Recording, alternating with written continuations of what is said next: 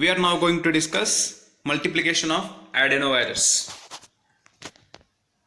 Adenovirus, it is an animal virus which mostly infects animals, and it can also infect human beings. Okay, so in this lecture and in the upcoming lectures we will be talking about the multiplication cycle, how the adenoviruses replicates once they enters the host cell. Adenovirus, as I already mentioned, it is an animal virus which belongs to the family Adenoviridae. We know the suffix viridae is used to indicate that it is an virus family. Virus family like suffix use केला जाता viridae. So Adenoviridae family मधला हा virus आहे adenovirus, की जो एक animal virus आहे. आपण bacteriophage study केला. Now we are going to discuss animal virus. This adenovirus, in fact the name adeno, it is derived from the human adenoid. Adenoid gland असते, especially it is located behind the nose and in the upper part of throat. So adenoid gland मधून हा virus पहिल्यांदा isolate केला गेला. Adenoid gland is located behind the nose. So पहिल्यांदा हा त्या Gland मधून व्हायरस आयसोलेट केला गेला, म्हणून त्या व्हायरसला ॲडेनो हा वर्ड किंवा ॲडेनो हे नेम दिले गेलं. Adeno it is an Latin word which means gland. So as it was isolated from the gland, that is adenoid gland, it is referred as adenovirus. Okay, adenovirus हा word adenoid gland मधून पहिल्यांदा हा virus isolate केला गेला, म्हणून त्याला आपण ते नाव दिलं. कुणी आयसोलेट केलं तर Rowe et al, scientist Rowe and his colleagues, for the first time they isolated the adenovirus from infected tonsils and adenoid glands of healthy childrens. So healthy childrens मधून जे adenoid ग्लँड आहे, टॉन्सिल्स आहे, tonsil आणि adenoid ग्लँड्सचा part हा joint असतो. So tonsil आणि जे adenoid ग्लँड्स आहेत तिथून पहिल्यांदा रो एटल या सायंटिस्टनी हा व्हायरस आयसोलेट केला गेला, आणि म्हणून त्या व्हायरसला आपण काय म्हणतो तर ॲडेनो व्हायरस. या व्हायरस बद्दल जी गोष्ट लक्षात ठेवायची तुम्ही की हा एक ॲनिमल व्हायरस आहे, ही त्याची हिस्ट्री आहे. Now let's discuss some characteristics of adenoviruses. It is widespread, means ubiquitous in nature. Widespread म्हणजे it infects many animals. It can also infects human being. So it is one of the widespread virus in the nature.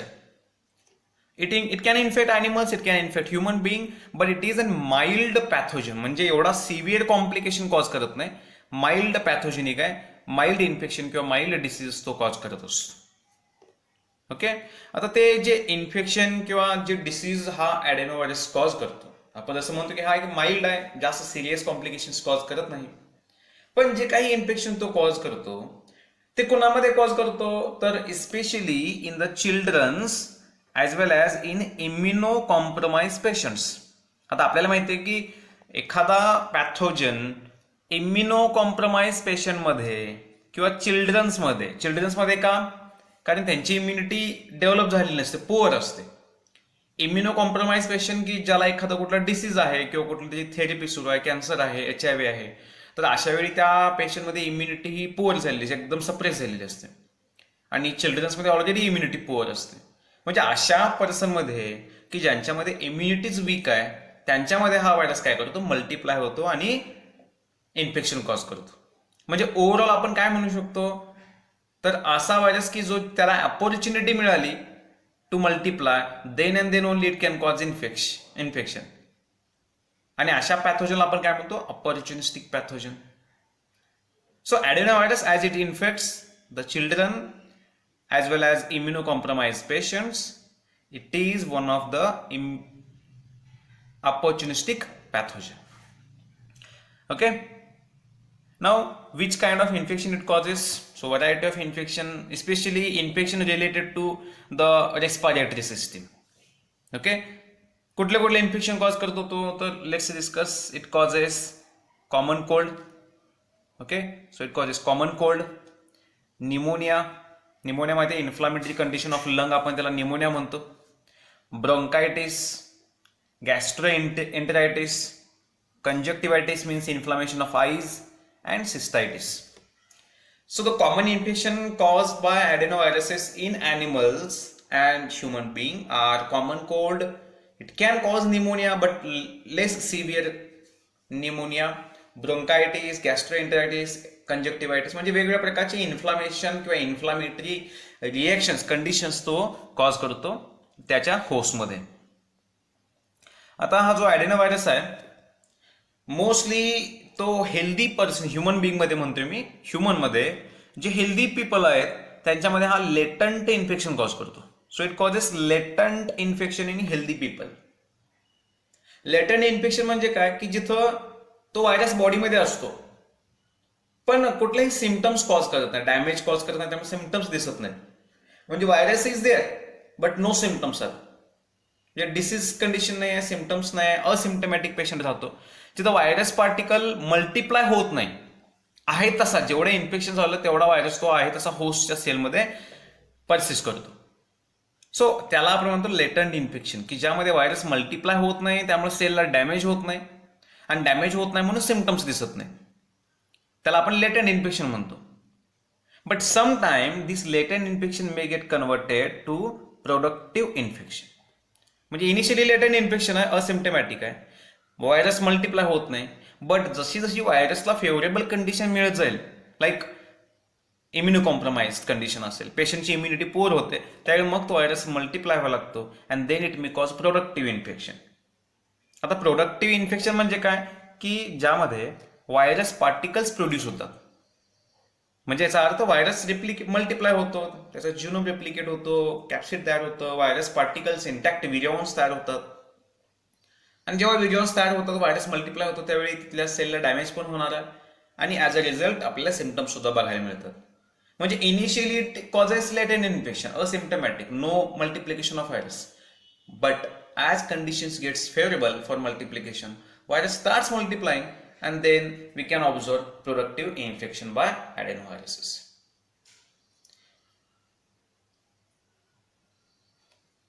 Talking about classification of adenovirus, adenovirus belongs to the Adenoviridie family.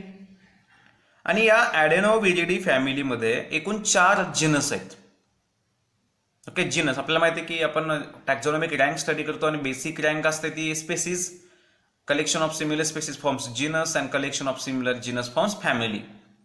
So this virus belongs to the Adenoviridae family. आणि Adenoviridae family मध्ये एकूण 4 जिनस आहेत and these are the genus: MAST adenovirus, AV adenovirus, AT adenovirus and SI, that is SI adenovirus. So हे 4 जिनस आहेत या family मधले. म्हणजे ॲडेनोव्हायरस आपण जे म्हणतो त्याच्यामध्ये एकूण 4 जिनस आहेत. आता हा जो प्रत्येक जिनस आहे याचा होस्ट स्पेसिफिक असतो. ओके, म्हणजे एक्झाम्पल मॅस्ट ॲडेनोव्हायरस इन्फेक्ट्स मॅमल्स. ओके, आता हा जो व्हायरस आहे मॅस्ट ॲडेनोव्हायरस मधले जेवढे काही व्हायरसेस असतील दे इन्फेक्ट्स मॅमल्स. एव्ही ॲडेनोव्हायरस म्हणजे त्याच्या नावातच आहे, इट इन्फेक्ट्स एव्ज. एव्हियन व्हायरस आहे हा, म्हणजेच कोण तर birds. So AV adenovirus infects the birds. Host for AT adenovirus are chicken and bovines. So chicken and bovines are the host for AT adenoviruses. And turkey is a host for SI, that is SI adenoviruses. म्हणजे Adenoviridae family मध्ये 4 जिनस आहेत, प्रत्येक जिनसचा host हा specific असतो. जसं आपण या आता स्लाइडमध्ये बघतो की मास्ट ॲडेनोव्हायरससाठी मॅमल्स आहेत, एव्ही ॲडेनोव्हायरससाठी बर्ड्स आहे, ॲट ॲडेनोव्हायरससाठी चिकन अँड बोवाइन्स आहेत, and siadenovirus infects turkey. Human बिईंगमध्ये बोलायचं झालं तर there are more than 100 serotypes of adenoviruses. म्हणजे जे ॲडेनोव्हायरसेस आहेत त्यांचे मोर दॅन 100 सिरोटाइप्स आहेत. सिरोटाइप्स म्हणजे classification or variation based on antigenic characters. म्हणजे त्यांच्यामध्ये अँटीजेनिक जी व्हेरिएशन्स आहेत त्यांच्यानुसार आपण सिरोटाइप्स फॉर्म करतो. म्हणजे स्ट्रेन आपण जे म्हणतो, स्पेसीसच्या बॉटम जे अजून एक रँक असते ज्याला आपण मॉर्फॉलॉजिकल बेसिसवर व्हेरिएशन केलं स्पेसीसचं किंवा क्लासिफिकेशन केलं तर आपण मॉर्फोवार म्हणतो, बायोकेमिकल कॅरेक्टर्सनुसार बायोवार म्हणतो आणि अँटीजेनिक प्रॉपर्टीनुसार सिरोवार्स आहेत. सो ॲडेनोव्हायरसचे एकूण किती आहेत बघा, तर there are 100 serotypes of adenoviruses, more than 100 in fact. आणि त्या 100 पैकी 47 serotypes are human pathogens. So there are more than 100 serotypes of adenoviruses, of which 40 serotypes or 47 serotypes infects human beings. Okay? आता ह्युमन बीइंग मध्ये जरी infection cause करत असतं तर ते कॉमन कोल्ड इतकंच सिव्हिअर कॉज करू शकतो, जास्त सिव्हिअर इन्फेक्शन ह्युमन बीइंग मध्ये कॉज करत नाही. हा म्हणजे निमोनिया सुद्धा ऑब्झर्व केला गेला, adenovirus associated pneumonia in human being common cold आहे किंवा बाकीचे कॉम्प्लिकेशन्स कॉज करतो, बट हा एक माइल्ड पॅथोजन आहे, जास्त सिरियस डिसीज कॉज करत नाही. ओके, आता हा जो टेबल आहे या टेबलमध्ये काय डिपिक्ट केलंय, तर याच्यामध्ये एकूण मी सांगितले की 4 जीनस आहेत, मॅस्ट ॲडेनोव्हायरस, एव्ही ॲडेनोव्हायरस, ॲड ॲडेनोव्हायरस आणि साय ॲडेनोव्हायरस. या 4 जीनसला फर्दर डिवाइड केले गेले सब जीनसमध्ये. ओके, सो एकूण या 4 जीनसचे 6 सब जीनस आहेत आणि हे 6 सब जीनस आहेत बघा, A, B, C, D, E and F. These are subgenus of adenoviruses. Okay, त्याचे हे सिरोटाइप्स आहेत. दुसऱ्या कॉलममध्ये सिरोटाइप्स द्या. आता सिरोटाइप्स आपल्याला लक्षात ठेवायची गरज नाही आहे, बट इथं एक महत्वाची गोष्ट मी तुम्हाला सांगणार आहे ते असं, आता बघा, सब genus A is oncogenic. Oncogenic means it can cause tumor formation. Tumor formation म्हणजे कॅन्सर. सो कॅन्सर कॉजिंग ॲबिलिटीला आपण ऑन्कोजेनिसिटी म्हणतो. So sub genus, look at this, sub genus A, serotypes 12, 18 and 31, they are oncogenic. Subgenus B, serotype these, that is 3, 7, 11, 14, 16, 21, 34 and 35. Here serotypes subgenus B, they are also oncogenous or oncogenic, especially serotype 3 and 7 are oncogenic. म्हणजे याच्यामध्ये एवढंच लक्षात ठेवायचं की सबजिनस A and subgenus B are oncogenic, means they can cause tumor formation, nothing but they can cause cancer, but not in human being. Human being मध्ये ॲडेनोव्हायरस कधीच cancer cause करत नाही, कधीच ट्युमर फॉर्म करत नाही. मग कुणामध्ये तो ट्युमर फॉर्म करतो, तर it forms tumour in the rodents. Okay, so जे बिळामध्ये राहणारे प्राणी आहेत इन्क्लुडिंग माईस, त्यांच्यामध्ये subgenus A and subgenus B can cause cancer, and that's why they are oncogenic in nature. This is very very important. You should keep this in mind that subgenus A and subgenus B of adenoviruses are oncogenic in nature. बाकीचे सबजिनस बघा, C, D, E and F, all of them are non-oncogenic. म्हणजे ते बाकीचे complications cause करतात, ते cancer cause करत नाहीत. Okay, adenovirus may cause 3 types of infections. As first, productive infection. Productive infection म्हणजे कसं की ज्यामध्ये व्हायरस पार्टिकल होस्ट सेलमध्ये एंटर होतो, एंटर झाल्यानंतर त्याचं रिप्लिकेशन होतं, जीन ट्रान्सक्रिप्शन ट्रान्सलेशन होतं, कॅप्सिड तयार होतं आणि नवीन व्हायरस पार्टिकल्स प्रोड्यूस होतात.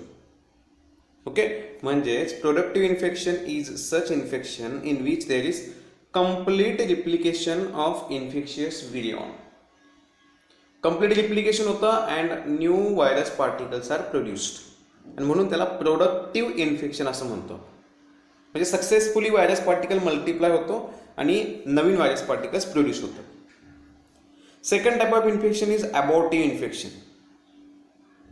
आता अबॉर्टिव्ह इन्फेक्शन म्हणजे काय की याच्यामध्ये व्हायरल जीन प्रोडक्ट सिंथिसाइज होतात. म्हणजे एक्झाम्पल की कॅप्सिडचे प्रोटीन्स तयार होतात, जीन एक्सप्रेशन होतं, कॅप्सिडचे प्रोटीन्स तयार होतात, but no formation of complete व्हिरिओन.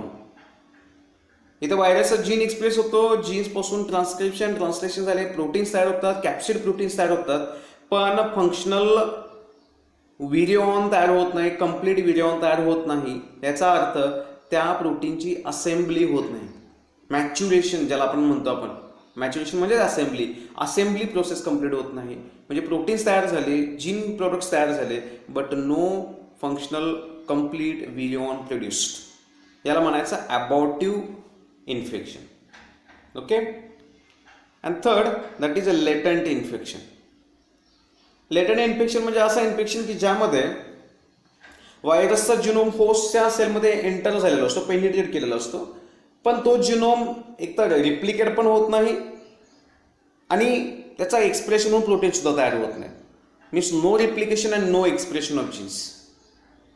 Virus genome आहे तसाच तो परसिस्ट होतो इन द होस्ट सेल, आहे तसा राहतो तो, त्याचा नंबर पण वाढत नाही, नवीन व्हायरस पार्टिकल्स प्रोड्यूस पण होत नाही.